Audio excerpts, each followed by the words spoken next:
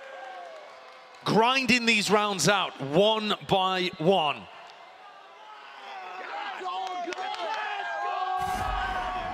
Yeah, no amount of scrims are going to help you deal with that situation. No, I mean, look at the situation there that happens, though. The denial onto the plant. They get into that spot, and ideally, Jorgamo's pull is supposed to be a little earlier, so that they're not able to get that spam angle. So just a small misstep in EG's timing on when they execute these things. And Lauda offered an opening there. Now EG have to make it work with horrible weaponry. Get out of my way. Everything invested into it. Viper's Pit down. Hunter's Fury over the top here. Tries to set it up with Demon One with the knives, but no connection, no kill, no refresher with the blades. There's so much damage onto Sadak. He's going to get the heal, though, meeting up with Kawanzin. And Les has not been pressured inside here. The fact that they didn't posture Les out of that spot, Viper's Pit, it's critical. Just removes A entirely. Now there's still a chance of lurk plays. You can see Boostio's position tucked into Art. To the side now, Flash as well. Everybody grouping up onto the corner. Aspas is here, revealed. Does he get out of danger though? Interesting scenario. Smokes to try and help him out. Is everything being cleaned up loud? This could be it. The final blow to seal the map. Aspas will not be budged, will not be removed, still holds his ground. Here's a TP, and here to contain Aspas! On the move, making the moves, desperation all the way. Loud are not done yet. They've really flexed it recently, with Les looking fantastic on the attack side too.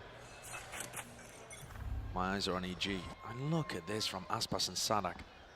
A hard anti, expecting some kind of B main aggression, which doesn't yet come. Don't know where he is. Demon One though, a punishment. Getting ahead of himself ever so slightly. Was trying to lock down that position, fault line. Lands onto Com, slows him down. What a read though, off the start. Lauda tucked in that corner, I think trying to evade any information that Ethan would get from a flash, hoping to prompt a push out, and then they punish it. It's perfect. Here they stand. The discipline is there from Loud. It's a triple face into mid. Mention Jorgmo when he's peeking for a bit of information. Nade. Flying through. Ethan now tucked, and he's really going to have to do the most. Onto this one. Him, the crossfire setup. Alongside Com. Dismantled in a moment, though, when the kills were traded out, and it does still favor Loud as a team. It's a 3v1 with Boostio. Does have the Ghost. So tough, though. Yeah, with Les tucked here. Les in mail, 2 to find on sight, and Tui's has just spotted him. Perfect utility coming out from Sadak as well. Him, the yeah. flash, the stun. Boostio still manages to find one, actually. Les probably should have been able to wrap that up a little earlier, but Loud take the pistol. And I'm a little concerned. I spoke earlier about the map pool and how I thought EG's best chance was to close this in 3, because Loud have looked good on Split and on Bind, which are our final 2 maps here. In terms of the head-to-head between these 2 teams, EG are 1-0 up on Split. EG have won, I think it was a 13-3 scoreline or something against Loud on this map. But at Champions here recently, I haven't really liked what EG have been pulling out, this raised chamber composition. I'm not huge on it. It requires massive games from Boostio. Boostio on Pearl, he only got 9 kills. 5 of those were in 1 round. He got an ace. A lot of emphasis to place on your shoulders, but okay, when the opportunity's there, he does grab it. And that's what he needs to be Hello. doing. Hold on, Spike's been dropped down. Nade as well, pushing him back alongside the pull. The attempt to stabilize. Oh, we are really getting brutalized. I mean, Loud, no chance he could be able to cross that line inside the smoke. Jordan, it's a trailblazer that connects. It's a stun into the corner here. Boombot, though, points him in the right direction. With the weapons that they've got, okay. Leading the charge is Aspas. Taking control of the situation once more. Ethan's reading the fact that this is going to come back to A. He's already planning to reposition. Look at the spot that Ethan's got himself into here. Oh, this is potentially nasty. I mean, oh, the silent drop-off. He's overstayed as well. Come! Does he get out? No way. Wow. Back and away. He's hunting for the second kill here, but oh my. Hopped away. Scot-free.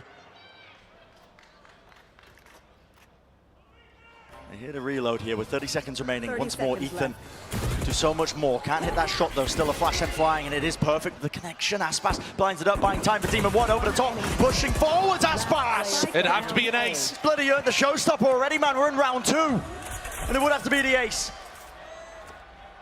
But Corm in the clutch, we know what he's capable of. He does not lose them. Set your sights on this one, Corm!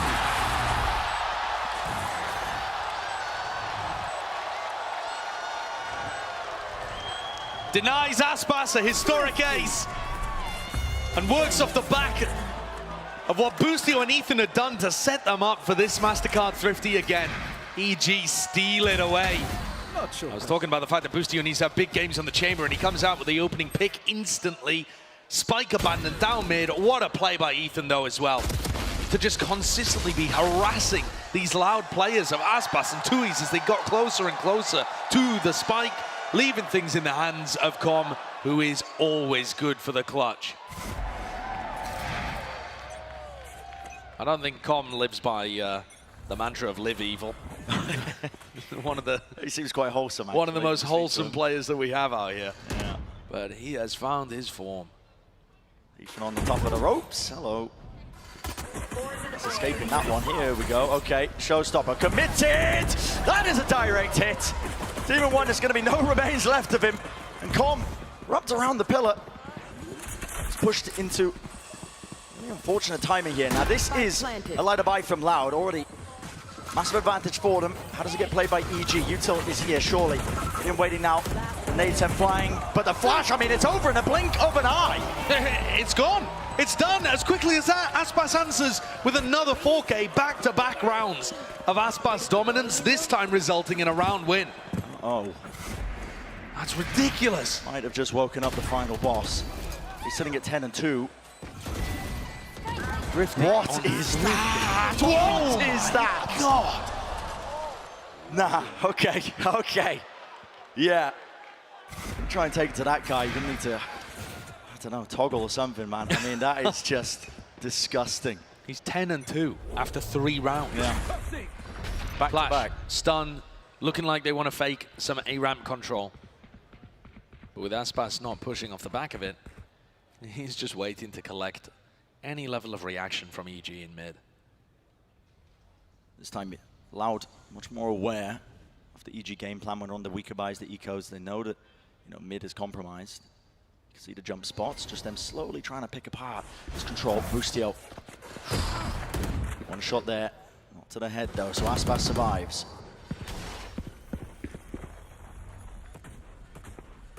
Loud have a lot of utility here to try and clear out these kind of plays. Another flash to try and set Boostio up? No, Ethan has decided to back off and re-clear a ramp instead. There is a chance they catch less. Just trying to get a timing. Yeah, they're worried about him. And look at them specifically bringing the Trailblazer through to sight, because Les was getting deep on these A-lurks against Fnatic. EG are ready for it. He's found a space on towards the side. They give up a heaven control as a result of it. Aspas. Interesting angle to be playing at here. Has to be worried about the push out the smokes, especially as they start to fade, which they do. He's got the timing in his head pretty much perfectly. But they are really giving up control. I mean, everybody playing up on site here by Loud. This could quickly turn on its head at a moment's notice. The player to watch here, 2 years tucked away, he's going to try and seek that timing, and he does grab the one still. He's got to be dug out of this forward position. There are flanks on flanks occurring. It was back here. Com still lurking up. Okay. A decent go of things. This should be a 1 round here for Loud. Aspas is looking to try and take the fight straight to Ethan. He wants to build up his second showstopper already. Player standing. You know exactly where Com was. The backside laid out. I mean, these guys, Loud, are just in impeccable form. Red hot right now, not missing a single shot. And you're exactly right setting it up. I mean, Aspas, his second showstopper, he's 3 ult orbs away now. How ridiculous is that? It's round 5. And that's a tool that's just going to burst open the EG defense. One of the biggest problems that EG faced, the last time they played Split with this composition against EDG, they couldn't defend. They couldn't find the right moments to be able to shut down side hits from coming through. And if you think back to how EDG play with individuals all over the map, that's something that Les could definitely find value from. The op, not quite catching there from Boostio as Aspas gets deep, gobbles up all of that space. An open chance there. It's for Boostio, but now forced to just back away and try and play this retake with the operator in his hand. That is a difficult still Ethan. As long as he's alive, they've got the Seekers to try and reclear some of this space in the post plan. It might get a little bit difficult here. Loud playing a ton of players deep onto the site. They kind of need a plan to bail themselves out. Util capable of flushing them out. Here's the Seekers. He's pretty far back there, so they know that Tia is at least stuck close down to hell. It's all being exchanged on either side. A flash, coverage. Kawazine once more. Boostio tries to swing out, does return fire, but really the damage is just being done, and attempts all over the place. Pushing through the smokes. You've got to give it up at this point. EG recognized that. The Loud post plants, the setups, crossfires, utility usage. Every part of it is looking excellent here. Yeah. They avoided that first issue with Boostio missing his inaugural op shot. And then after that, it was plain sailing. Loud looking immaculate, putting the squeeze on EG. And one of the issues when you find yourself in spots like this, from EG's perspective, is that all of the adrenaline coursing through your veins, the euphoria from being up 2-0, it starts to dwindle, starts to drop down, and then you're crashing and you realize you're not calming as much, and you can feel a very real version of the pressure that's being applied to you. It ends up, if you worry about it happening too much, being a self-fulfilling prophecy. That's what we talk about it. Big game experience and best of fives, they matter a lot. Loud have got tons. Certainly do.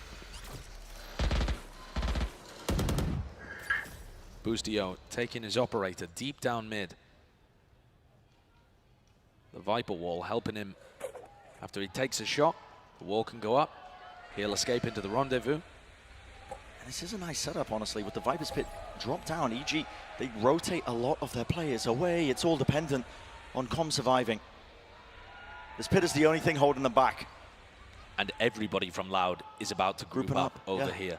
They have flashes from Kawazine to give info, but more important, the Seekers. How can Com deal with and the all they got to do is try and spam close to the Seekers here. Flash once more, the horn.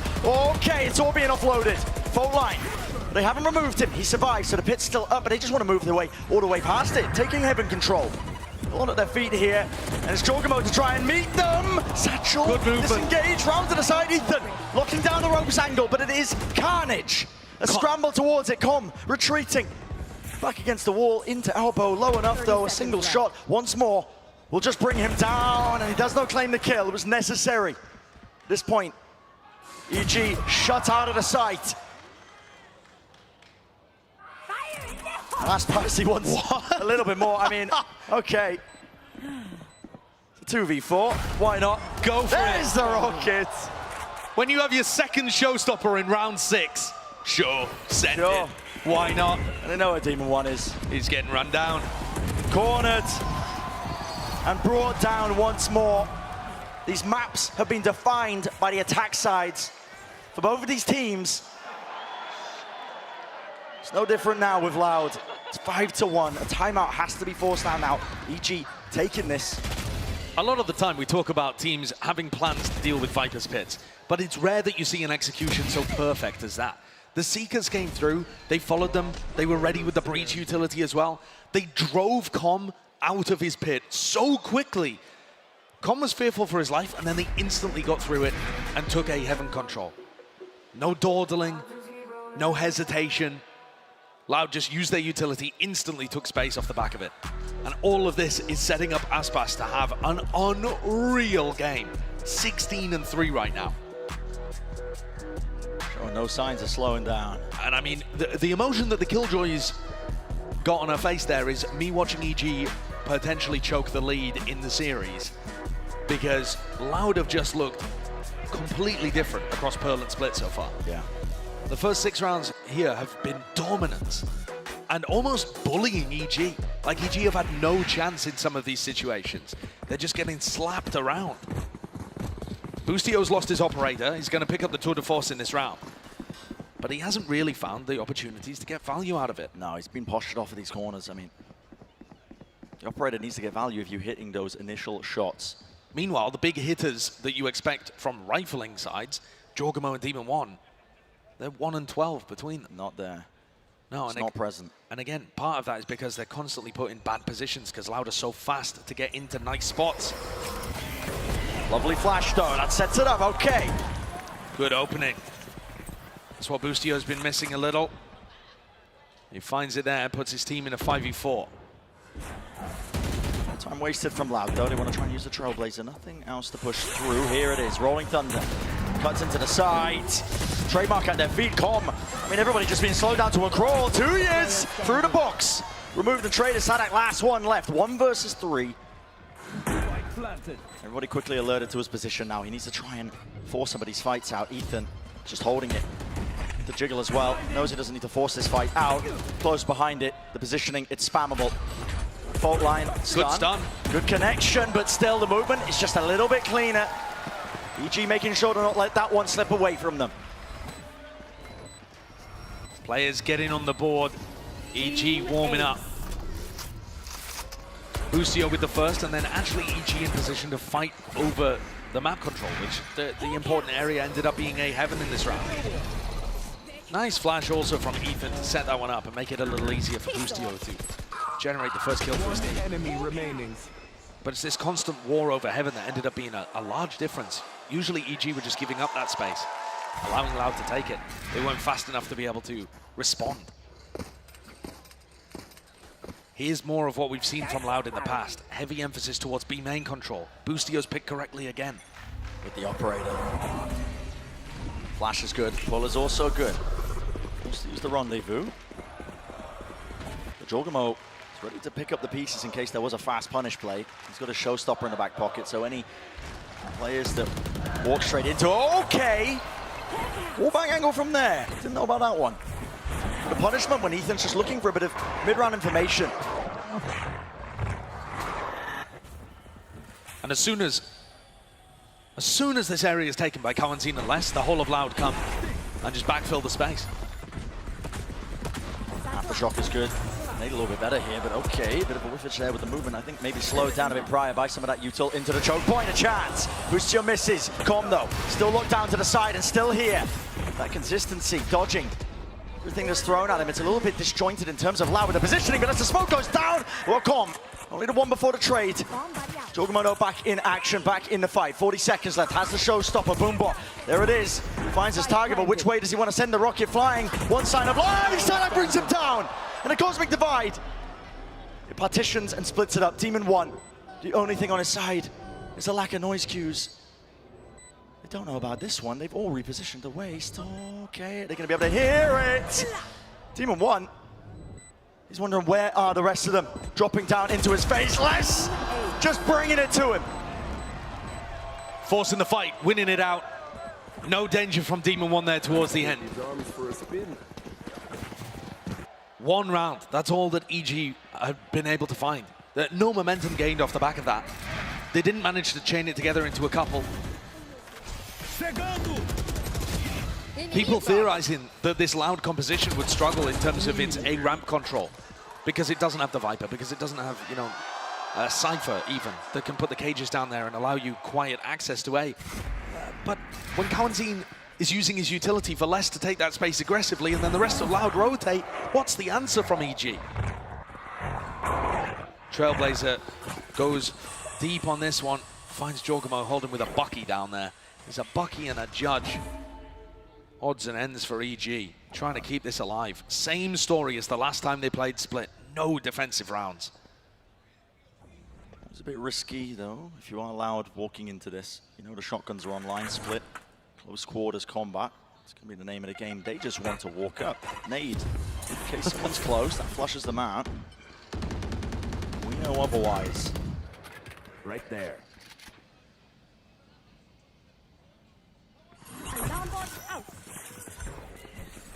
Trailblazers usually a good team here for EG. Gone straight down to, but now they know exactly where they are. Be control. Still here, the lockdown. Should push on them back here. EG has a response. Satch through. This pull as well. Stop any attempt of trying to defend any of the circles. Spike planted. Super diligent. Very clean from last so far. Need rebounding pass. Try and hold the ground here, but unless backs the wall, gonna be a pretty clean spot when he comes through. Able to sail through. There's really no shoes. Oh, go! Yeah. A bit spicy there towards the end. This has been loud. The right game plans. The form is red hot. All the player hitting. That's more than halfway at the point. They're breaking the kill record. Still plenty more of that to play, especially if EG starts to mount some level of comeback here.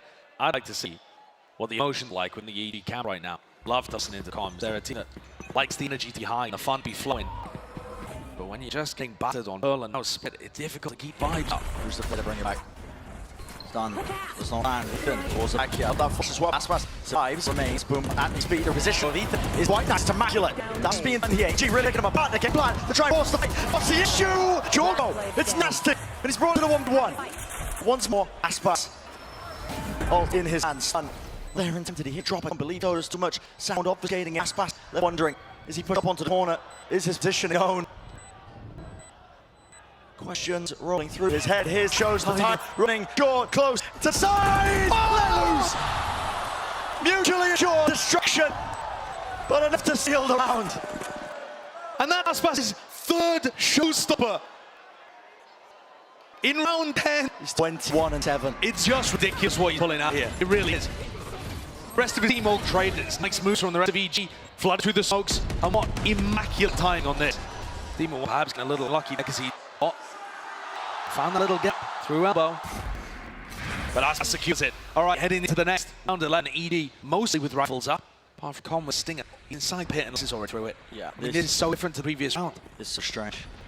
Just not expecting this of a team flash, but Les hitting for Les to get this hill. Waiting for us to get the hill. Yeah, it's got it. He's just not coming back. With hit going down, you can send everybody else now over towards it. EG not going to have players, so they're going to have to scram to try and they make the most of this. Steal. How's he got two there? Hello. Suddenly, a chance. Sadak looking to trade weakly. Good time. For that, yeah. With the opening pick up, Seekers in your face. Yes! No way. It's a 2-versus-2.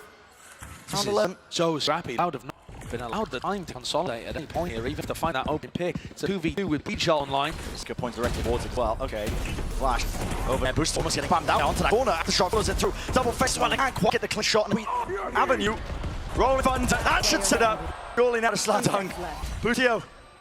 Deal with the kitchen sink just flying towards him. And Lau even managing to deal the rounds when they get scrappy. This is unbelievably dominant from them. It was 9-3 half on Pearl, and it looks like we might need something similar, perhaps even more dominant here on Split. Aspas has 21 kills. Sadak's making sure the round's secured. Lauda trying to pull off reverse sweep. Being here for enough need to push us. You got all the extra weaponry, all the extra needs. Less spotted. Boostio now. Hold on. He's favoured. He's got to hit that jump bot, at least the jump position of Les close to the corner. Who will walk into each other's sight line? It's going to miss him. Gonna miss him, and Boostio. The time it take. Rapid is the approach. Oh, look at trying to the most this. Oh, he threw again. The shot was dodged. Made. Ran and run back here. Jordan still going. Still left to play. Bound across the wall. Stop him from crossing over the line and really needs that support. He needs that help. Pleases in. Expected. Smoke now drop down as well. Trying to help him out in that ground. The rest of the team has to still lock down and Cosmic. Why? You win it. And with the dodge at that kind of range. Still online. Ethan behind them. Quick. Again, the approach as the call is made. Boostio try and ward it now with the water four over these ankles. Double face, push him away with the that is nasty. Still alive and over to the shot. Boostio. A chance. That's what that means. Just barely a chance. One thin lifeline. Purchased. Blood, sweat, tears, an incredible round. Opening the close boosty, but it's this 2K from Ethan. Makes it doable. We saw the attack side still be good EG, but then 9-3 down again. Yeah. Do they have what it takes? They have that grit. That's a big question on everybody's mind. Yeah, still yet to be seen if EG do have that grit, resilience to drag it all the way back to try and avoid that fifth and final map in our best of 5 to avoid even the possibility of semblance the back of mind, a reverse sweep that might be, or it happened, might be already in motion. And here we go, tempo increase. First loud, ready to see. Nade is there, slightly late, put the forwards. This Boostio, separated from the rest of the Sadak as well. The backstab, when all that's occurring. It's all of the business for EG. Ethan, yeah, left, being torn to pieces. Jorgo's fast up mid trying to force the raise head ahead, but you're forcing it against Aspas, who has 25 kills after 13 rounds. Talk about a whole hand. Aspas was instantly frenzied, deleted his opposition. Nade is down, all of the defensive protocols looking good, and providing such a distraction that then Sadak is able to just wander through the grip and get kills in the other side towards Vent. EG in a force. That's not even a great force. You know, they didn't get enough kills or plan. Do we make this look like there's too much danger? I mean, Stingers, Sheriffs. It's absolute bottom of the barrel desperation territory here. EG trying to make something happen. That would have been a lovely shot, but it doesn't land. It's one bullet. They've got the Sheriff. Far back positioning allowed here, but they are clearing out, beaming themselves at the Trailblazer. The push fast to that spot, maybe. Just hold him to beam the entire time. Now you can start to dedicate a few players to whatever area of the map you've given them. I like what Tom is doing with his sniper reposition, taking a bit of control. Air. Head on the side, entirely theirs. The contact place. They'll try and shut that down, so Cowarding does. They're getting that in themselves now. Let's the back, util. 3rd second left. Screening, greening towards his way, but it's a bit of a focus once offset. EG. Can he make the mark? Waiting a lot of that utility. In here, our shot landing. You come through, especially when you're forcing out, but Leicester still alive and active. Onto the side, close to the corner. Here's King to deny. Plan. Going off no problems. That's backed up with a double black pack. He's trying to get aggressive on anyone that might play in screens. One there. EG Have that, yeah. should be able to hold on. Feeling quite similar out to Paul. There. That's about to the face. Low. Not to the face. 2 years, tempting it, but okay, come. So will defend there of elbow. A necessary win for EG, forcing up. Maybe get the vibe back to order as well. That I think is going to be such a crucial element of EG keeping the heads in some moments. They are still getting any one of the most fantastic Cinderella runs, if you still want to call it that, that we've seen. No one's particularly expecting this EG roster to be competing back-to-back grand finals Tokyo the Champions. They've surprised everybody with how incredibly they developed. The vibe's going to be an incredibly important element of that. Being able to make these maps a little closer just gives that more confidence. Start getting in the rhythm of communicating a little more, even if you do end up losing. Silent drop. Yeah, silent drop. And Brian for taking that. Less seeking to reclaim of his body, of course. They need that information on the code. Oh, that pass. Nice clear. It's been just pixel. Spot by comp. EG are being afforded a lot of map control here. Out of trying pressure towards mid, towards the ramp. No. Yes, of course. Okay. Spotting out towards the reaction instantaneous. Causing damage is now for gun. Blanchard there's no surely. You don't get past Organ. Yeah, with a judge. Spot planted. Good luck. Bryce covers him. Pulling him off the rifle. EG. It's a hunt for this. So can choose a play as well. It will be the one round by EG. Fin the board. We did see make a little bit of comeback towards Pearl. They were up to date. Still owners really start working forward. Somewhat similar over here. Can see clearly still with something to say about it though. Team of one! Always eat that thing. Okay. Not to affect the outcome of the round, but a bit of a tilter. I don't even know where he is. Well, is he going to remove every single piece of weapon? 2 was left. It's, yeah, okay. Jorgen hopping around. He's having fun with it. Yeah. Keep a phantom. That's not the greatest. He's going to send this round with an actual buy. EG forced to invest. And her economy should lose. What a flick that is. What a flick. Aspas pulling out a judge again. He's one away from another showstopper. He just had so many ultimates in this map. It's a big deal. Gets the 1 kill, beat the difference maker. G for the 1-3-1 with the side default. So as it goes, smash. Cutting onto 2 is. Loud have been giving them a lot of them. I mean, they're not fighting over men, they're not fighting over Garage. They're barely fighting mid, honestly. They're kind of pressuring it in a couple of rounds, trying to draw out utility, but not heavy fighting this area. Feels like Loudon to save a lot of their utility, but later on, you know, once the time gets down to about 40 seconds, you can tell EG going to be playing slow. And falling from Boosty does seem reminiscent of that opening much more on a set rather than Lotus, the slower paced approach. Prodding everywhere, looking for pigs, and last pass, they might just choking currently here. Bait and switch, yeah, okay, what's online? 4 lines there, sending it, flying, no kills, no casualties. Gaining control this one, the tilt. Exchange, over the Russian here. OG look to try and gain some ground towards him. They don't have side control. They have control really ending it all to the trade back. Watch their backs. Good utility from Com, helping to the side. But Com doesn't go for the plant. Just providing support from a distance. They don't want that pit for Pokemon. It's kind of heaven though. Com could be that big lurker. But the added time pressure, as long as Demon 1 is live, they've got to stand full. So Loud's got to move on. Face the right direction. Shot actually missed it here. They're clearing up and cleaning up the play. Pit down and choke point of all places. Cowardine. It's cleaning system. Plan of heaven, but when it's line, you've got to have this next try and push this one up. Come down. It's a pit. And no more Utah waiting for it. Out towards the open. And it becomes Cowardine. Next up, in line. Even one shutdown. How the defuse? 2 years. He's got it in time. What a tense round there for Twos to eventually close. Demon gave it everything he could, and Tom with the kill got his bail line as well, but it was just too far away to extend over to the spike. Chaos in the final moments. Any remaining. I think a bit of confidence lacking for EG in some of these situations too, specifically for Busio. In a spot where he could have, you know, he takes one shot and immediately TPs away. Yeah. He was fighting against a player, had no clue where he was. Could have stayed for a little longer, but he's trying to be as safe as possible in these spots. Sometimes you just need the confidence, I think, be able to take duels like that. Maybe overstay your well ever so slightly. I mean, that's loud as well. Exactly.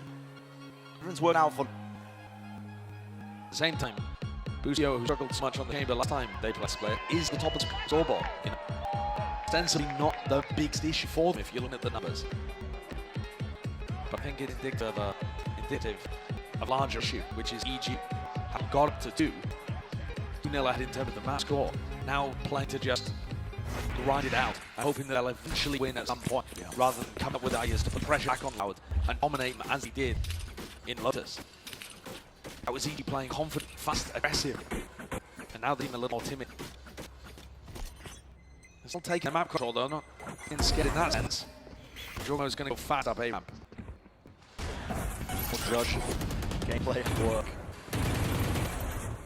Let's feel it, heat. Rifle, Sam and Frey through the box, but back away. Oh, okay. That's the next one. Necessary sack. Without the intended target, but that's Ward. It main. He's a collection. He's killing, pushing foot in his coverage. Watching for another repeat. I was in. Pull it off every single time. Man, it's somebody is so isolated again. He's on an island essentially. Even one. Trying to play the global utility game here. To get into the fight, get into fray. Shots.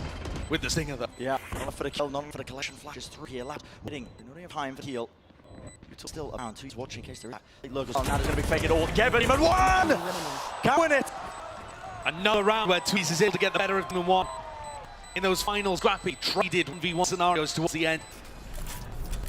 Not true clutches, you could argue what to do with having excellent spacing and trading for each other. Advantage situations, denying EG from making those big plays moments. Excellent stuff. 12-5 score. Once more staying on the brink. At this point, yeah, I mean, reverse sweep, the possibility, it's more than that. I was talking earlier about Loud legacy. Every tournament they've been to, they survived group, they have made the grand final. And they started off this year by almost reverse sweeping in finals locking. Everyone remembers big comeback from Fnatic. That was Loud about to pull off a reverse sweep and they were up 11-3 Icebox. They are looking primed to do something similar here again. One round away from pulling us to bind. Would have mitigated mistakes of the past here. I've learned from their lessons, but there's a chance for EG to keep alive in this match here as a showstopper. Jugumo holding on to. Surely clears out but still the Lambot remains. Hey, got both the Nantworms. Goodbye Busio as orthodox. As is Cowandine's actually. Reclearing. Kanzine going for a reclear. Yeah, reclear right behind him. What? It was the jump, not quite. Oh my. What an incredible lead from Kanzine. That's because Nanosword got broken, but the Lambot didn't. He knew they were backing off. Geo contacting behind them. They're trying to make the most of this. It's this instance now. Cosmic Divide all through. Everything relies on Busio. Quick soap to the chest. He is no longer standing. And where's the middle? Now there's only 20 seconds left. The util. See if it can be pulled out and need to be that critical, but not finding any pick right now. In choked out. They can't clear. I was in that position. Time is taken. Let's there. Busio returns a shot. 10 seconds are left. There needs to be his plan online. Those two shots from Busio in the round have been unbelievable. Just quick-scope people around the map. Desperate, keep EG in, but flashed up. Locked off garage, almost hit another. Slightly wide here. All this util is trimmed into unfavorable angle again. Unfavorable fight again. Got to hit this one. Alex not expected. Wrap around from on the classic play. Always staying alive in the map. Always on the fly. Yeah. Bomb is always on flank. Should be expecting this. 30 seconds left. Look at this shot from Bustillo. That readjustment. Everything is another. Scanning field. To shut down some pressure that was coming from heaven. Mountacomi is knocked. Feels very similar to Pearl again. Loud. Yeah. They only need to find out around here or there. And each year can make them look for it. But at some point you feel like this tacky side, Evil Jesus, is going to make a mistake. Look up. It's all it really takes. Yeah, maybe we might have seen as an attempt upon the satchel stun. They're all over left. Even one! Brought down. Massive killers and then by EG now. You see them picking up all that space out towards heaven. It's too late. I think the reaction. Oh, Salah misses the shot though. Touched under steel. 40 health. Has returned the heal. The reactions are not particularly quick there from EG. Comp pushed up deep towards Haven, but he's stuck behind Alarmbot. The rest of EG, yeah, they can be. Where are they going? Who are they aiming for? With the showstopper. Exploding out into the side here, holding, making sure nobody. Back in. I don't know if Sada's going to want to fight this. I'm being squeezed. Push. Hello, full line, stun, missing. Secure as well. Touching and nuking onto the side of the pull. Funneled up. Stio, tied to the corner. A lot of this can be relying on Comp. Once more with this timing. Pulling up. Viola thinking attack for it. Snake bite. Drop down and comes to the line here. In the fight. Soften them up. Private attacking. And beat them all now. Calm the safety net again. Coming around from behind. You've got to be reading in these flats at this point. But that was still just eco for Loud. Sadak found himself in a spot where he could have used Stolen Thunder. There were chances there for Loud to invest more heavily into the round. Instead, they're saving their ultimates, saving their money, waiting for one big round to wipe each away and take his line. This one was not the most difficult challenge that he yet to face, EG. The score 12-7. Loud taking a tackle time. I had to guess this is where Froddy's going to pick up something specific. Plan with the ultimates they have, and there's no one on the other side of EG. Whereas Loud, they've got a cosmic device to play only for the lockdown. They've got big tools to be able to open up on the side so they can even save one of these ult potentially for a post-man fight if they want to. There are many different ways that you play this. G, just take it one at a time. All right, all takes one moment. Misstep, misplay. All investment though from Loud. Like I said, Cosmic Vibe, Rolling Thunder, Lockdown, any of these ults can be the key. Taking away the map, unlocking it brings to that map 5. VG gonna have to rally. Good show of it so far. The barrier's dropping the pressure mats. Fault line early here over towards Bustillo and Com. Just trying to take a little bit of space behind the Viper utility. Sack's rotating immediately just to make sure that Heaven is secure.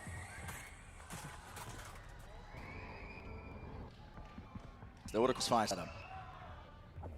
You should take control, but yeah. Less maybe to play the water. I don't think got a reasonable responsibility for the tree. Love that one with the Lambot picking. Less is alerted.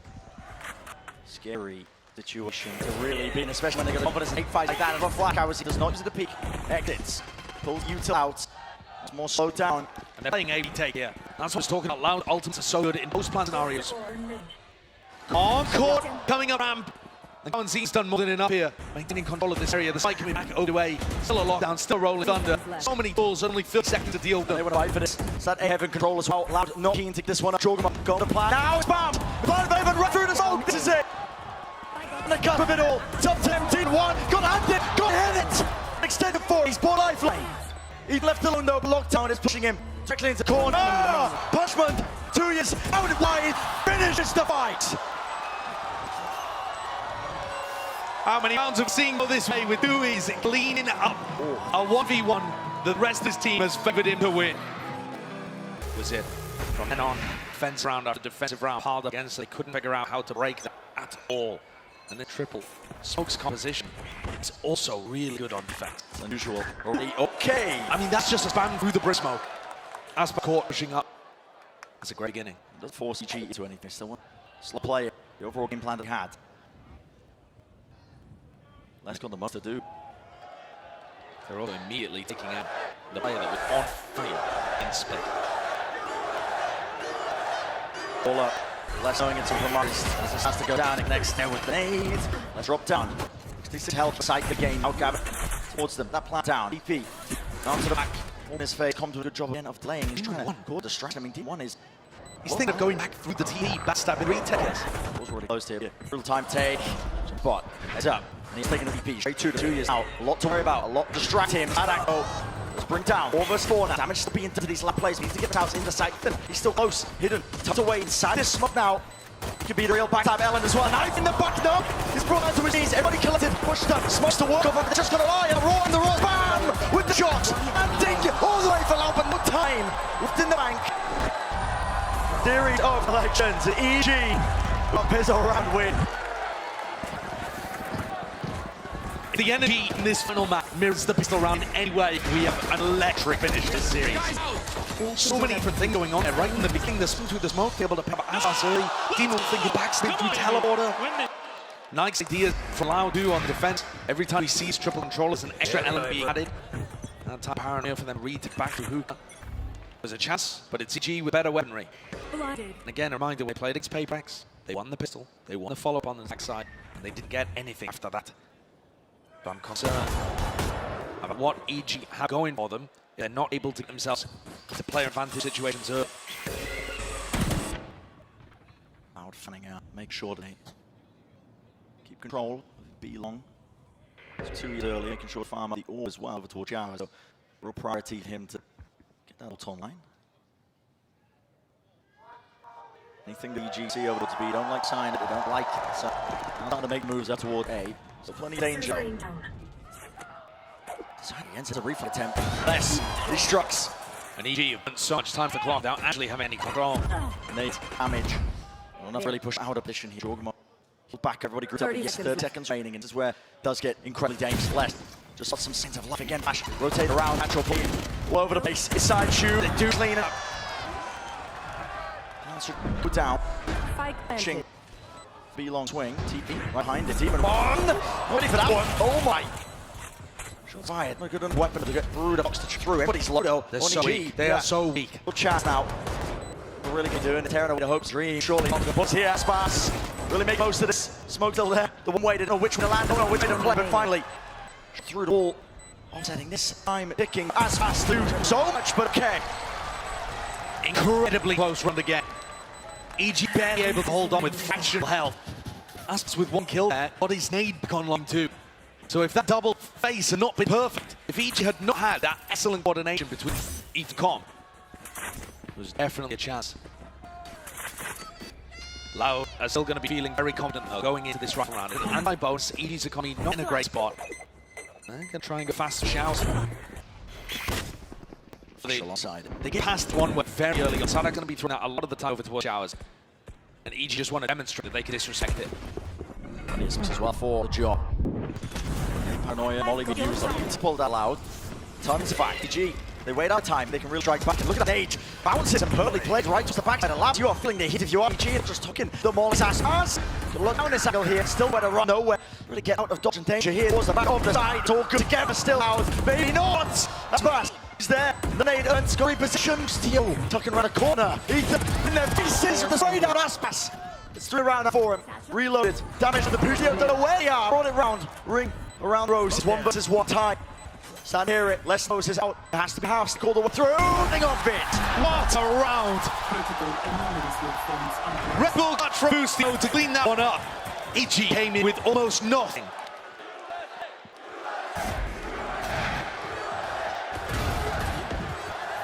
Must of the excitement. Almost all of the fans here to care for him. Rooting for the team. Of course, rooting for him. American. I don't think I've ever seen. That's the chat, are they? I don't think I've ever seen a round that go down heavily inside lamps. There were like 6 players brawling lamps there on Lite. Very unusual scenes. So this time, one way thrown over towards Showers, and Tweezers can defend that. A lot of the time, Tweezers is going to burn his molly early in that spot too. Allowed good information over towards air deep and short, deep in Showers. Stack 3 on B. Into Aspas. Might be in danger. Again, because of the ultimate, talk about it. Lost through it. In the corner. He let loose, let it rip! No one able to claim it. Nade rebounding. Monsters, 19-1. Actually shutting down the monster performance that Aspas has been picking up to Bees. Smart forward here. Team 1 tucks south in. Able to play this one. With the bucky. No way. It's a 2 versus 2. All of these rounds have ended up being very close. Despite that, it's 3-0 to EG. As EG doubled up towards elbow, planted for longs, throwing. Again, unusual take this little molly line up, forced it bounce. No, that's around the corner. They're expecting it completely from pace. Excellent conversion in from EG. Already forming way better on the attack side. Double the amount of runs. They were able to get a paper X. Again, the story of this era is defined by these teams on their attack sides. Pace this set. Corner of EG. Loud is still going to be able to get a back. This one was them on the light line. But EG have got to the showstopper. Yeah, it was Atlas who used his out to their back, up against the wall here. During the bonus round, EG with fast shouts control. Now, I think Borgamo trying to get aggressive quickly at the start of these rounds is a great idea. If that's what Pot's cooked up, she likes to pre-plan the first 3 or 4 rounds, I think she said, of most of the halves. If this is the game plan, double blast pack down short, the showstopper, straight in lamps. What's that going to do about that? He's going to fight his paranoia, but the showstopper is a great tool for being able to open up the inside of the map. Yeah, I completely agree. I think it's over weeks with this loud comp playing, triple controller. It's unheard of. And EG think now, it's more just belief. 4 rounds in a row, it's an important hurdle to get over to next with the bound line for Loud. But they think to themselves, Loud and just this indomitable force. Fallen a fine hurdle before. Most famous games of CT history. Hey, let's play. The confidence is there from EG. They know that they're capable of it. Tuiz was ready with Dolly. There was a kind of fast control towards showers. And gone for the full smoke instead of the one-way. Less barreling down there. I thought he was going to try and pick the orb or something, but he's just hucked it up in this corner. EG were going for a lot of the kind of plays where they take hookah control and we're trying to double aspect Jorgamo out through hookah. And one of the issues when they played against Paper X that was just getting plucked out of the sky. But that requires the defenders to be real sharp with their Jorgamo. He's in. Oh, he's in already. He's alone. And he's pulling all these rotations out. I wondered where the rest of the hit coming through. We've already committed with a lot of players. 2 players. Their side, it's Sack and Tuiz have got to try and stop it now, and it's contact from each other. Jorgamo is more than a nuisance. This guy is single-handedly winning them this round.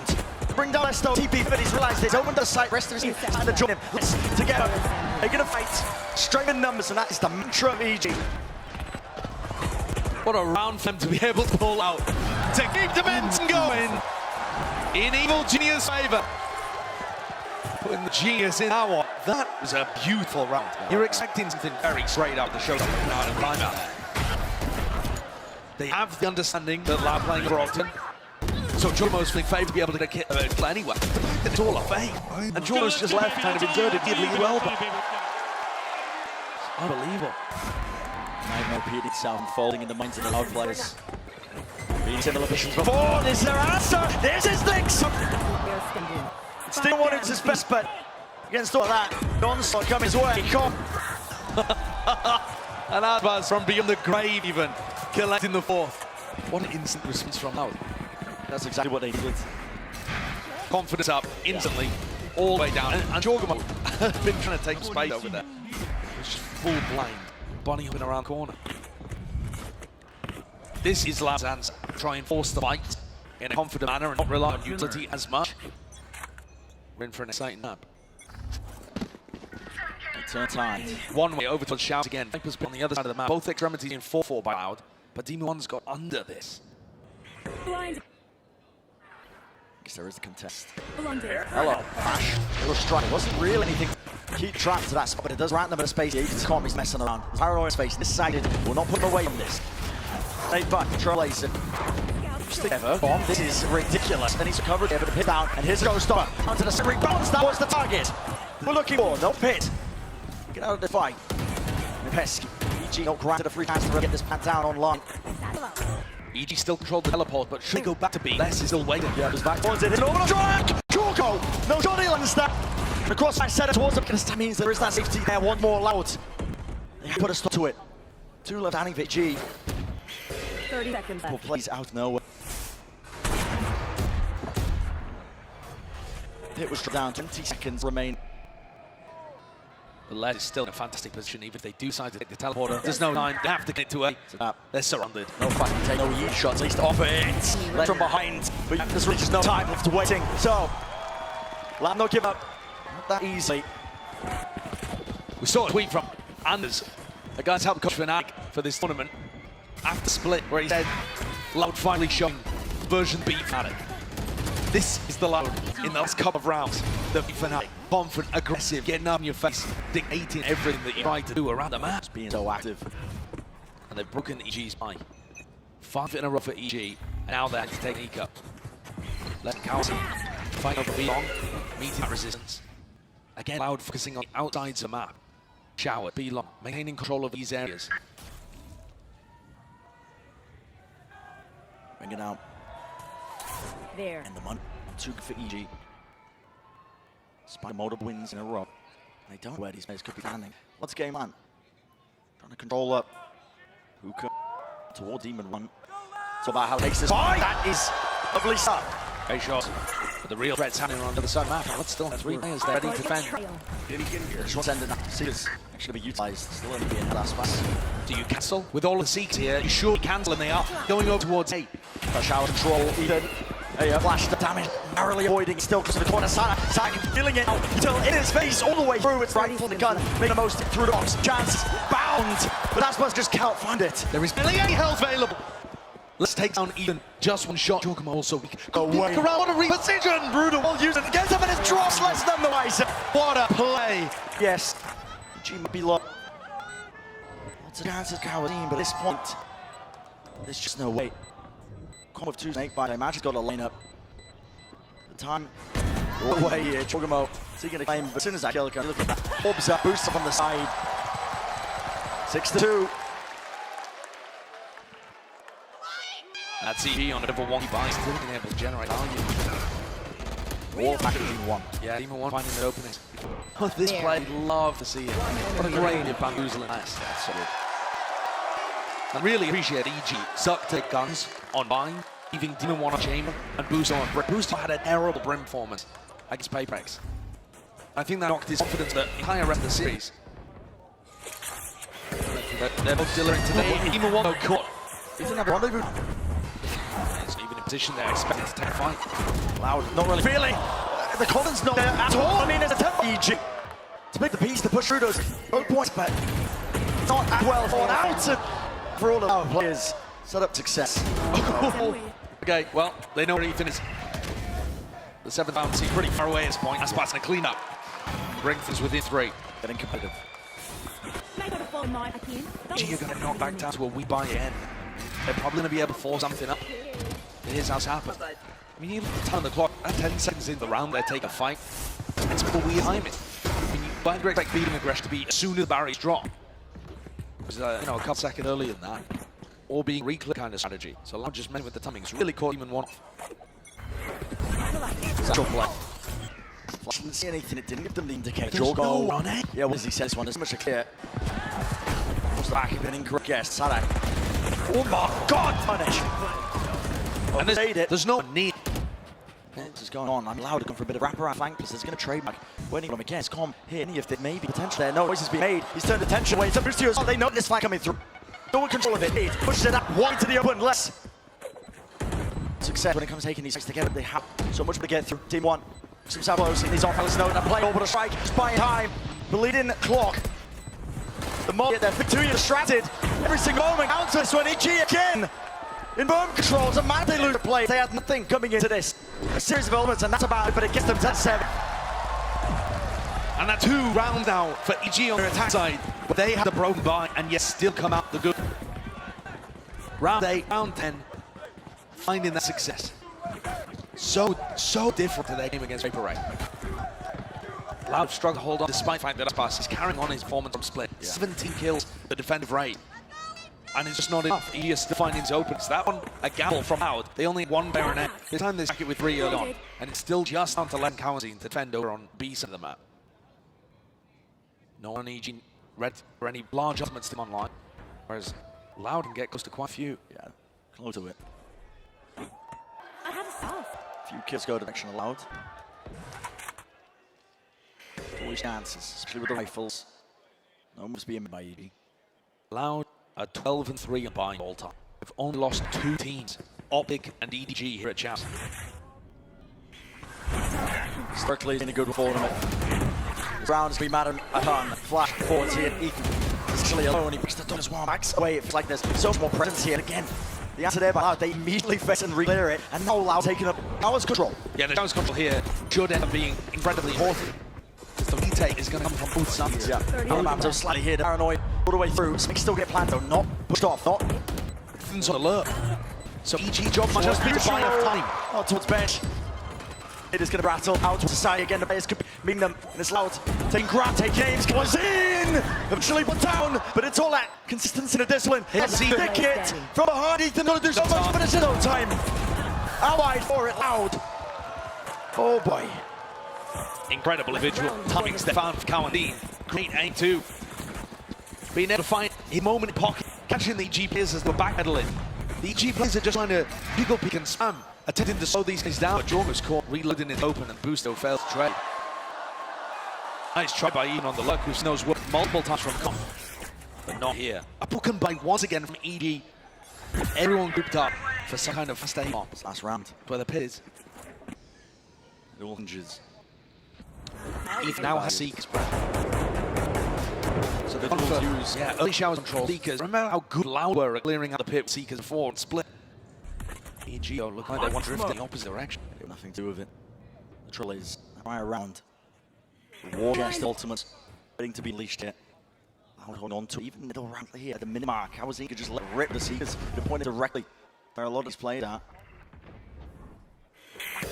If EG gets snelled up, the orbital strike for 2, he could be nailing off. The Seekers no button to be pressed here for EG. They weaken it. Swarm order through. Orbital strike. It's on them. Collect them. The central move. But out in the air. Jumbo. It's gone back. No one hold it down as well. Provide cover and fire. 3 players left standing here for EG. 30 seconds left. I'm can they do? Blow to crawl. Me team 1. But a miracle here. Drop down. Flash on. And a bit of a big play. Boost. No. Together. Collect. Down to the wide. And the angle. Blad's going to be able to go down.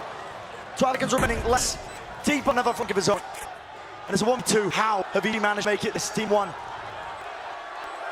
One for backside. Who is controlling this one? Who's the falls? And team 1 is weak. Playing the positioning. Nice. What clutch, what a 1v2 for Lad to be able to win. To get this to 5-7.5. I thought EG done enough there. The little fake flash in the cubby. Team 1 hit Mike shot with the Guardian. He almost had it. Almost.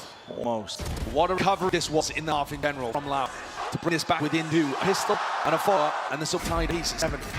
Locked it with denied the chance by Fnatic. Vibes about the confidence is there for EG. I think it is for both teams at this point. Yeah. You know, if EG got find a row at the start of the half, Loud responded really well. So this pistol is going to set the pace. Once Trailblazer having a little bit of a shoe, getting a beat long there. Master play up towards the long. Dean 1 pulls back the rendezvous, just playing off his hit mark with Aaron Hookah. No shots control, but looks like they want to try and take it anyway. 3 players here from each Players. You've got to stop this. And the Munch knows. Needed the feet to try and clear out smoke. Oh, Butio. It's good for the 1 there. Still kill on the side home. Trying to tap and reset the aim off, but he can't claim the kill. 4 players still left. Standing plan. Coming through Jordan. Real Chan, but no. It's shut down. The white face of Friend Spray. Team 1 coming around behind. But Loud have looked like there are no gaps in these setups so far. Team 1 would have to take down less. And he's not to the task. Less too sharp right now. And Ethan's banned in 1v4 on the pistol. Gonna try and make a pay for it, but no, less to the side. It's a pistol round for Loud. Well on the right course now. What Nice time do even. it? Looking like should be even down to 7 piece. We've seen this series be a little streaky. Felt like Pearl split out were completely in control. Whereas this, back to how it felt on Ascent, back and forth between these 2 teams. Nice edge. Yeah, with any moment, any player can escape. That's a great spot to be in as a prop, but also so much responsibility when you know that any minor error and mind play can make a difference. It's daunting. Played good. That was in. Lucky to be alive. T through. Ethan still alive. Still holding it down. Okay, shout controls there. So if EG keep control of this, I mean, Loud was planned. Trying to deal with a couple of these players now, starting to walk their way up. Yeah, they're actually, I mean, everybody's playing on short and they don't have host lineups particularly. No Molly, no big ultimates to work with. Paranoia, a bit further forward here, this side is This is Modern Run. This is an absolute win.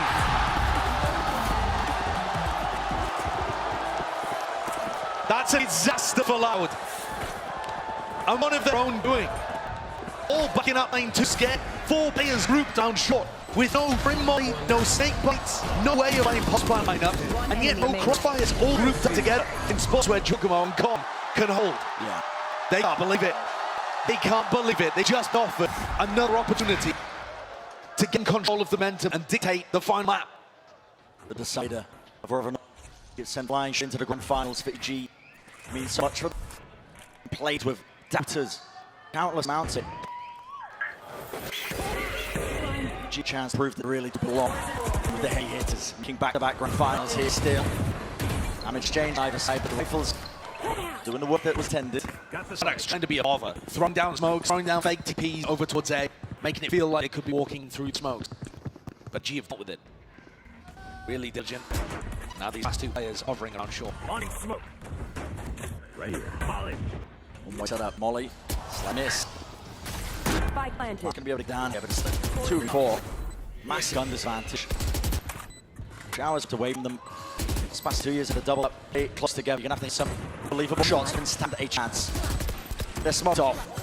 Choke out of the positioning. It's not made for them whatsoever. Full confidence, full safety from the rest of his team watching. It takes time. Tui's is just going to save his Sheriff into the next. Out of rifles again, a chance to respond. Even one picks up the operator. Already trying to throw a different feeling into this. The doubters arrive and have them there constantly for EG, even after they made the grand finals of Tokyo. People talk about it being a fluke or a hot streak.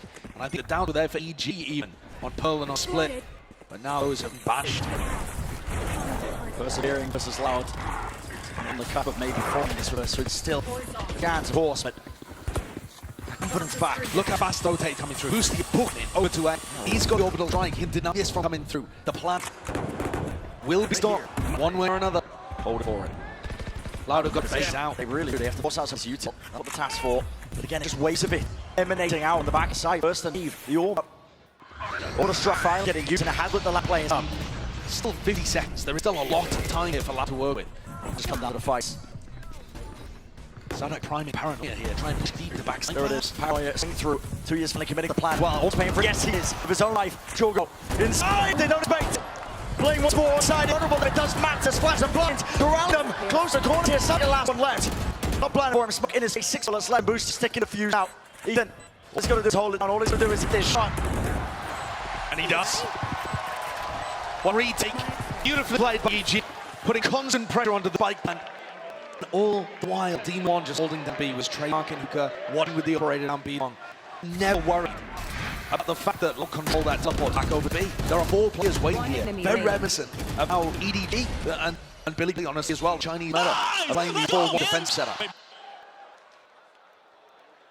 Happy about it.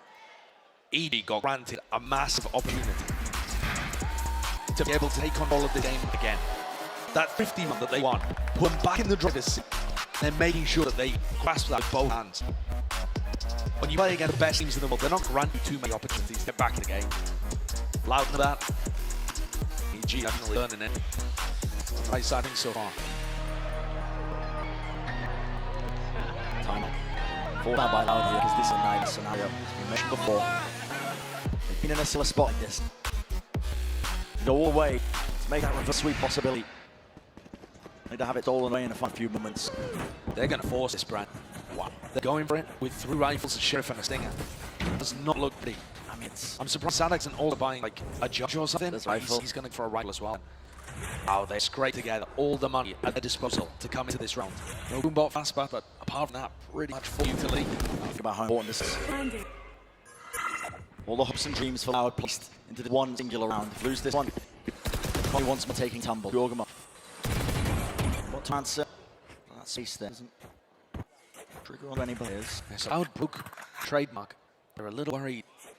I mean, that's real really clear as well. It's so good to allow 3 players from ED to come to defending A. Smash hits this. Com could actually ult off contact. He's actually going to ult way for. He trusts the read based off Ethan's utility. And this is, he thought he rotated around here. I think he's going to be chasing him. But with trademark broken, there's got to be a little more doubt than the previous round. The team was pushed onto this. One of the players here, but now here we go, being forced out to the open, even with the pit down. What precarious is danger zone. I'm trying to keep this space here. They don't have the compute to try and lay around towards the back of the side again. It's that bit. It's a nuisance. Can't move it. Just come down to the ram spam. Bash into the back of the side. Has to watch for these skills all the way in there. He's the Shrine on the ball. Sadak is the money out. One Billy surviving, repositioning back towards it. And the youth doesn't quite find it less. Still there on the side things. Didn't finish. Tap it down. The pitfall. 11 seconds. This plan needs to go down. It's a wide into the open two. Having to stick it. Here it is. The continuation around. Getting to play this one a bit longer. Demon 1. Last one left. Just had to defend the entire time, waiting for Loud to use the teleport. And everybody on EG fell one by one. Important kills. Yeah, the economy was great for Loud even getting into this. So you're right. There's an important kill for even one get, but it's all the deal. Loud grinded that round out. It took everything from them. I love playing with Sack, using it ultimate into the vice pit, pinging out where Con was playing, allowing less time to be able to get in and backstab. Beautiful coordination to be able to remove ultimate would otherwise have usually sealed round for the defenders. Both teams playing fantastic Valorant here in the final map of the low bracket final. Just putting up unknown takes. Stand on the stage like this, one of the biggest games of your career. To be able to just hold your own against it. That looked like a dire situation to be trying to plan to for, but still they find it. Force the G. They breathe the time on now. Don't cry just yet. Still chance for either of these teams to make the grand final. That's what they're playing for. Shot at that grand final. Play against Big Brex to earn the honor and the right to continue. Really just question, legacy, history in May for these teams on either side. Flower want that more than to be able to defend that title. Championship title that they earned themselves last year. The other side of things, indeed, don't want to let slip. They have the lead. They know the caliber, the quality of players on the lower side. My question here is, do EG make an adjustment? They've been using Ether's utility very heavily to try and inform any rotates. They're trying to stick 3-4 players on A and just leave the whole of beat Demon 1. And it's worked, and it also hasn't. It just comes down to the execution of being able to defend against Loud. But do they want to throw in something different? The operator in a different slot? Go for aggressive on sand? So many ways you can play their comp. Ether push back by Trailblazer and a snake fight. Force give all this space. Different field here. Yeah. Each been able to maintain long control in a lot of these rounds. Continue to hold on towards Hook. Demon planted himself down. Operator there. Rendezvous. Off the contact to play. Swat into it. Straight to the TV. Awesome trade though for Cowan to make things even. Both teams lose the race. They overstep themselves. Demon 1 still lock his strikes the backside. He's still got the angle here, but needs to pull out as often the rest of his team. It's the one. And resistance doesn't take TP. It's the one. It left. Is there crashed? Begin to trick against the massive opening. And he's towards back of the night. 1 versus 3 for Cowan. No chance it wasn't a fight out. There will be no fair shot at that. What beautiful defensive lays that EG have. This round we have to see what they can plan is if he is pressured. Go for a clear B long with the resultant. Which is a brilliant idea. Goes through the teleporter too. Wow. And the Demon's positioning here is great. He's in front of the vital walls, protected from Hookah. Swings back in Hookah, looking for a kill with headhunter. Yeah, he was teleport away. Yeah, just so many good ideas, because that then plays Ethan in through the smoke. Buy in space. 7-11 EG. They felt in control. This final map, final answer. His best fight has gone the distance this time. Willing to hold on to control this one. Another flash, Ethan has to respect that one. So bounces away to safety. They must still respect Loud in these kind of rounds. You can't get ahead of yourself. Sure, up to 11, EG look like going to be able to close out. When they play this map Tokyo against Fnatic, they go 10-4 lead and end up losing overtime. They can't offer something like that to happen. Determined them can mark and they sail through over top. Snake bites at their feet. Ronald up. Flash pay into the back of the side load. Take a fight, turn.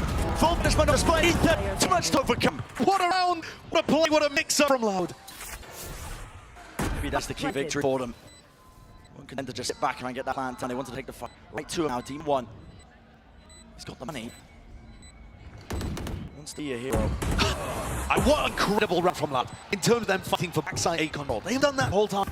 There aren't many teams that even do it the best time. That's one of the reasons why Foot ended up being really good on Bind Adley.